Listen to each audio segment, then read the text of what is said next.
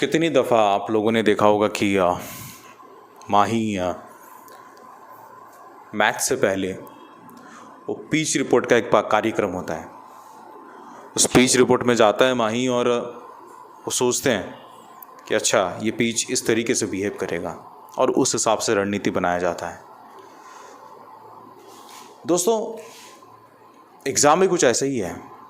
जब countdown start होता है और आपका जो काउंटडाउन स्टार्ट होता है 1 आवर से नहीं होता है, 59 मिनट 59 सेकंड से ही होती है। तो वो 1 सेकंड तो गया। आप समझिए इस बात को कि मुझे लगता है कि जितने लोग भी इस वीडियो को देख रहे हैं वो समझदार हैं। 50 मॉक टेस्ट का फॉर्मूला उन्होंने बना लिया होगा। अभी तक मुझे तो बहुत खुशी हो रही है। एक दोस्त है, उन्होंने आज 51st मॉक टेस्ट ख़त्म करके मुझे भेजा है। डेली वो मुझे भेजती है, डेली। ईश्वर से प्रार्थना है कि ऐसे डिज़र्विंग कैंडिडेट्स को सिलेक्शन बिल्कुल मिलना चाहिए, जो सीरियस हैं, जिनको समझ में आ गया है कि ये वक्त मजाक का नहीं है, मजाक का नहीं है दोस्तों। ये वैल्यू अगर आप सभी को बताए तो फिर वक्त आपको बड़ा इज्जत करेगा यार। एग्ज़ामिनेशन तो क्रैक होना बहुत छोटी बात है, ज़िंदगी में बहुत बड़ी बड़ी चीज़ें करनी है, वक्त आपका बड़ा ख्याल रखेगा। जब आप एग्ज़ामिनेशन हॉल में बैठे हैं और आपने स्टार्ट कर लिया है, बॉस मैं आपको एक चीज़ बताऊं, 2 मिनट लगता है, 2 मिनट लगता है पेपर को समझने में कि अच्छा मेरा जो शिफ्ट है वो टफ शिफ्ट में जा रहा है, मॉडरेट शिफ्ट में जा रहा है, या आखिर का जो है इजी शिफ्ट में जा रहा है। वो 2 मिनट की समझदारी आपको बाकी 18 मिनट, आपकी सेक्शन की बात कर रहा हूँ, फूंक फूंक पे कदम रखने के लिए मदद करेगी। ये IBPS है, ये SBI नहीं है। IBPS में सेक्शनल रहता है, इसलिए मैंने हमेशा बोला है IBPS को क्रैक करना बड़ा मुश्किलात होता है। और अगर एक परफेक्ट प्लानिंग और परफेक्ट स्ट्रेटेजी के साथ हम घुसे नहीं हैं एग्ज़ाम में, तो लात मारेगा ये एग्ज़ाम तुम्हारी ज़िंदगी को। तब समझ में आता है कि राइट टू इक्वलिटी होता क्या है। जब तुम भी बैठे हो, तुम्हारा दोस्त भी बैठा है, तुम्हारा दुश्मन बैठा है, तुम्हारा कॉम्पिटेंट बैठा है और सबको बराबर का 1 घंटा ही मिलता है, तब समझ में आता है कि राइट टू इक्वलिटी होती क्या है। 2 मिनट, बस 2 मिनट लगाना पेपर को समझने में कि ये टफर में है। मैं इंग्लिश की बात कर रहा हूँ ख़ास तौर पे, रीजनिंग और मैथ्स तो खैर तुम लोग कर ही लोगे। जब तुमको पता चल गया कि बाकी 18 मिनट आपको फूंक फूंक के कदम रखनी है, एक क्वेश्चन पैलेट में देखना, बड़े किनारे में तुमको बड़े सजा हुआ, तुमको एक बड़ा रंगीला कलर में तुमको दिखेगा, मार्क्ड फॉर रिव्यू नेक्स्ट। इसका इस्तेमाल बड़ा कम लोग करते हैं और जो करता है आगे बढ़ जाता है। मैं अपनी एक्सपीरियंस के हिसाब से बता रहा हूँ, मैंने भी बहुत सारे एग्ज़ाम्स दिए हैं और अभी भी देता हूँ जस्ट फॉर रिव्यू। मैंने बहुत मर्तबा ऐसा देखा है कि इंग्लिश में अगर RC टफ आता है तो बाकी सेक्शन, बाकी क्वेश्चंस इजी आते हैं, और अगर बाकी सेक्शन टफ आता है तो RC कहीं ना कहीं इजी होता है या इजी बनाने वाला टाइप होता है। हमारा आदत क्या होती है? हमारी आदत ये होती है कि हम RC को देखते साथ ही स्किप कर लेते हैं। और RC को बनाना भी 2 तरीके से होते हैं। एक तो आप क्वेश्चन के थ्रू बना सकते हैं, और दूसरा जो तरीका है वो तो कहते हैं कि lender of last resort type का ही है। मतलब कहीं से कुछ भी ना मिले तो फिर यही तरीका आपको अपनाना ही पड़ेगा। दोस्तों, मैं आपको समझाना ये चाहता हूँ, 2 मिनट आपका जा चुका है, 18 मिनट आप ये कोशिश में लगें कि मैं वो क्वेश्चन स्टार्ट कहाँ से करूँ। सबसे पहला जो सजेशन मेरा रहेगा, जब तुमको समझ में आ गया कि पेपर टफ है, दैट मीन्स आपने पूरा शिफ्ट को समझ लिया है, तो फिर समझ जाइए दोस्तों, आपके 10 अटेम्प्ट भी आपको अच्छा मार्क्स देगा उस शिफ्ट में। ये दिमाग में घुसा लीजिए आप पहली बात। अब वो 10 ढूंढे कहाँ से? बिकॉज तुमको समझ में आ गया कि ये शिफ्ट टफ है यार।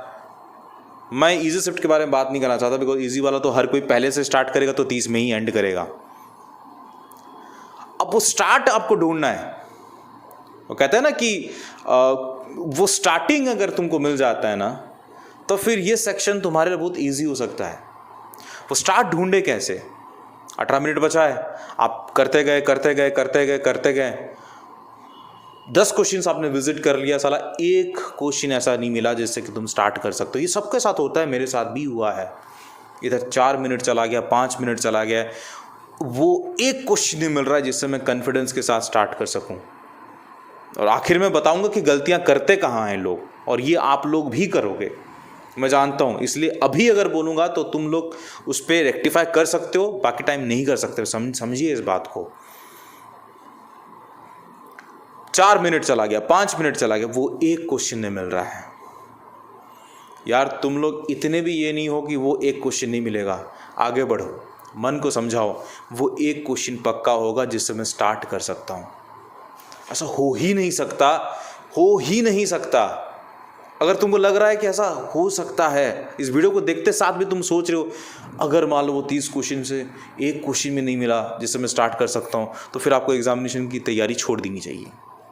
वो एक क्वेश्चन तो होगा जो तुम्हारा स्टार्ट करने लायक होगा, ढूंढो उसको। हो सकता है कि वो आपका 30th क्वेश्चन हो, आखिर क्वेश्चन हो जिससे तुम स्टार्ट कर सकते हो। आशीष सिंह नहीं बोल रहा है, स्टूडेंट फरमाइश आपको ये बोल रही है दोस्तों, अगर वो 30th क्वेश्चन भी है तो 30th क्वेश्चन तक विजिट करना और 30th क्वेश्चन को मार्क्ड फॉर रिव्यू नेक्स्ट कर लेना। और जब तुमको पता चल गया कि 30th क्वेश्चन तो तुमको स्टार्ट करनी है, तो बना लेना पहला क्वेश्चन, फिर आ जाना दूसरे राउंड में। और तुमको अब पता चल गया है कि अच्छा कौन कौन से क्वेश्चंस करने लायक हैं और कौन से क्वेश्चन करने लायक नहीं है। जब सेकंड राउंड विजिट करोगे तो आपके पास आखिर का कुछ 10-12 मिनट ही बचा होगा और तुमने बस एक ही क्वेश्चन अटेम्प्ट किया है। ऐसा होगा नहीं, मैं बता रहा हूँ। IBPS क्लर्क आपको इतना टफ देगा ही नहीं, लेकिन आपको वर्स्ट केस प्रिपरेशन करवाना मेरा कर्तव्य है। इंसान की फितरत देखो, वो रश ऑफ द ब्लड होगा, वो कहते हैं ना कि जो एड्रेनलिन हार्मोन वो सीक्रेट होगा, लगेगा कि कहाँ से स्टार्ट करें। 10 मिनट 12 मिनट बचा है और एक ही क्वेश्चन बना है, इंग्लिश की बात कर रहा हूँ। अब फिर करना क्या है दोस्तों आप सभी को, कि जब आप सेकंड राउंड विजिट कर रहे हैं तब आपको और अच्छे तरीके से समझ में आ जाएगा कि कौन से क्वेश्चन में बना सकता हूँ। वो कहते हैं ना, कल ही मैं उनको समझा रहा था कि जो फिल्टरिंग प्रोसेस होती है, आप जितने बार उसको फिल्टर करोगे, जितने बार फिल्टर करोगे तो आखिर में जो सेडिमेंट है वो रह ही जाता है। सेडिमेंटेशन प्रोसेस कहते हैं उसको। सेडिमेंटेशन एंड डिकैंटेशन आपने पढ़ा होगा केमिस्ट्री में। वो जो सेडिमेंट जाके आखिर में सेटल हो जाता है, वो ये बतलाता है कि ये क्वेश्चन तो मेरे से बनेगा ही नहीं। यानी अब दूसरा राउंड भी आपने विजिट कर लिया, आपको पता चला कि 16 से लेके 20th क्वेश्चन ऐसा फंसा है जिसमें अगर मैं फंस गया तो एंटायर शिफ्ट फंस जाएगा, मेरा एंटायर सेक्शन फंस जाएगा, और एक क्वेश्चन का ही बना के मैं नेक्स्ट सेक्शन को बढ़ूंगा, जो कि ना के बराबर सिलेक्शन हो जाएगा। तो समझने का कोशिश करें दोस्तों। आपने दूसरा राउंड देख लिया, 16 से 20 आपने समझ लिया कि ये तो बनेगा ही नहीं, तो उस पर दिमाग ही नहीं खर्च करना है। जब तुमने 2 बार उस क्वेश्चन को विजिट कर लिया और तुमसे बना ही नहीं, और आप एक्सपेक्ट कर रहे हो कि तीसरी बार विजिट करूंगा तो बन जाएगा, तो फिर ये आपकी गलत फहमी। उसमें कहते हैं स्मार्ट स्ट्रेटेजी। पता चल ही गया कि यह मेरे से बनने वाला ही नहीं है, और आपने ईगो पे ले लिया और आपने बनाने का कोशिश किया, गया 4-5 मिनट उसमें और बनेगा भी नहीं लास्ट में। ये चीज़ आप समझिए। जब सेकेंड राउंड आप विजिट करेंगे तो ऐसा होगा दोस्तों, बिल्कुल होगा कि और 5-6 क्वेश्चंस को आप मार्क फॉर रिव्यू नेक्स्ट कर सकते हैं। जो बनाने लायक क्वेश्चन होंगे जिसको आप बनाएंगे और फिर मार्क फॉर रिव्यू नेक्स्ट करेंगे, तो वो कैलकुलेट होती है, वो आपकी गिनती में आती है। तो आपका 5-6 क्वेश्चंस बन गए हैं। अब जब 2 राउंड आपका कंप्लीट हो चुका है, आपको पता चल चुका है कि पेपर बहुत ही ज़्यादा टफ है, ये आपके SBI PO में भी काम करेगा, ये फॉर्मूला मैं आपको बता रहा हूँ। अब आपके सामने बस 7 मिनट बचा है या 6 मिनट बचा होगा ज़्यादा से ज़्यादा।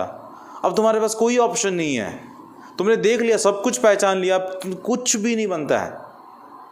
मैंने तुमको क्या बोला था, लास्ट रिजॉर्ट आपकी RC ही है, छोड़ दो बाकी सब चीज़ें, बिकॉज तुमने 3 राउंड देख लिया, तुमसे नहीं बना, तो अब करने से कुछ होगा ही नहीं। और गलतियां बताऊंगा करते क्या है लोग। आप आ जाओ, सीधा कूद जाओ RC में।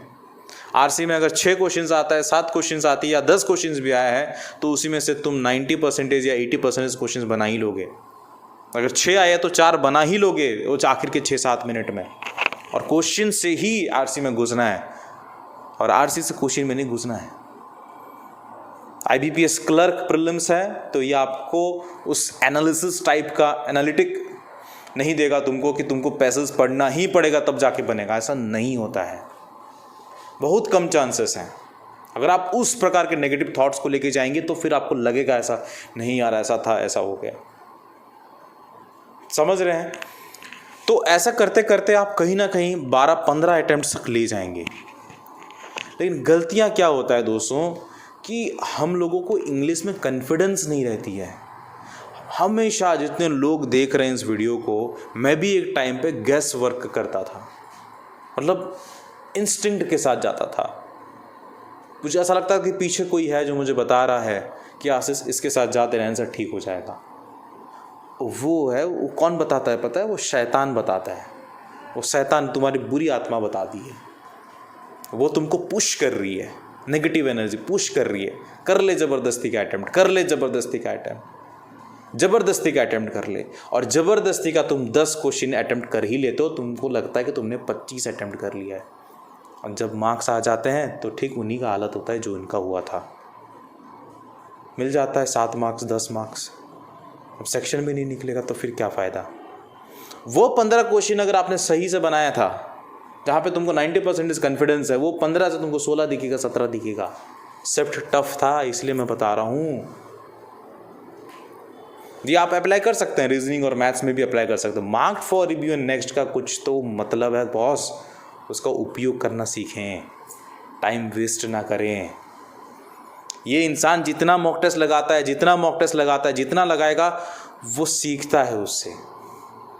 ऐसा नहीं कि सभी मॉक टेस्ट जो है तुमको सिर्फ इजी क्वेश्चंस देंगे, उसमें से 3-4 मॉक टेस्ट ऐसे होते हैं जहाँ पे तुम्हारी फेवरेट सब्जेक्ट रीजनिंग भी खराब हो सकता है, वाट लगा सकता है रीजनिंग तुम्हारी।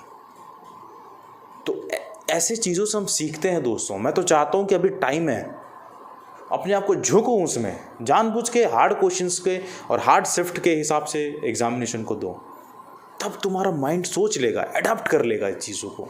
अच्छा चीज़ें ऐसी हैं, कर सकते हैं, बाकियों ने किया हम नहीं कर सकते, क्यों नहीं कर सकते? बिल्कुल कर सकते हैं। यही स्टूडेंट फरमाइश आपको बता रहा है। खैर बहुत सारी चीज़ें होती है जो छोटी छोटी बातें होती है जिस पे हम डिस्कस करना नहीं चाहते हैं। हम लोग हमेशा बोलते हैं कि मॉक टेस्ट लगा लो, मॉक टेस्ट लगा लो। मॉक टेस्ट पे भी सिचुएशन अलग होती है। मॉक टेस्ट डील करना एक अपने में ही एक कला है, एक अपने में कला है। ऐसा लगता है कि तुम मैच खेल रहे हो यार, वो 1 घंटे का मैच खेल रहे हो जहाँ पे तुम्हारे ऐसा हो सकता है कि हार्ड शिफ्ट मतलब क्या होता है, पहले 4 ओवर में 5 ओवर में 5 विकेट्स खो गया यार, तुम आखिर बैट्समैन हो, तुमको ले जाना है, इनिंग्स चलाना है, तुमको रोटेट करनी है। हाथ नहीं उठा देना कि ख़त्म भाई, 4 लोग ख़त्म तो हम भी ख़त्म, एग्ज़ाम ख़त्म तो मैच ख़त्म गया। और वो मैच मान लो फाइनल मैच है, तो फिर प्रीलिम्स को हल्के में नहीं आंकना है। प्रीलिम्स तुम्हारी फिल्टरिंग प्रोसेस है। अगर प्रीलिम्स ही तुम्हारा नहीं निकला तो जो सपना तुमने देखा है वो गया। प्रीलिम्स उतना ही ईजी है जितना हार्ड होता है। समझने का कोशिश करें। अगर आप मुझे इंस्टाग्राम पे फॉलो नहीं किया है, इंस्टाग्राम पे बिल्कुल मुझे फॉलो करो, SFY_आशीष।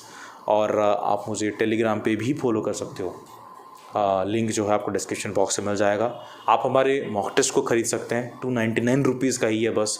बैंकिंग, SSC, रेलवे सब कुछ आपको मिल जाएगा सिर्फ 299 रुपीज़ में। प्रीलिम्स प्लस मेंस सब कुछ। प्रैक्टिस करते रहिए, प्रैक्टिस नहीं छोड़ने का। मिलता है नेक्स्ट वाले वीडियो पे, तब तक के लिए जय हिंद, जय भारत, शब्बा खैर, लव यू ऑल। अपनी सेहत का बिल्कुल ध्यान दीजिएगा।